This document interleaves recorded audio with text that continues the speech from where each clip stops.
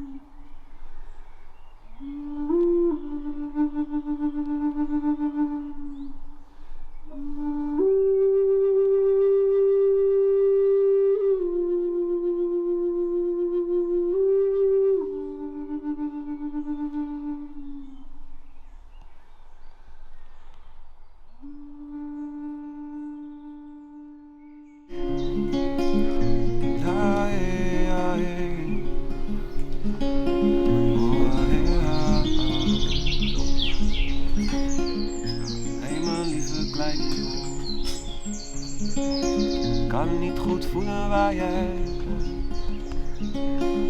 Ben je onderweg verloren? Vraag me af of ik jou ken.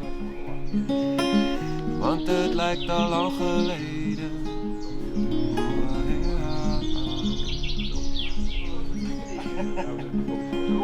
Zing een liedje met je stem.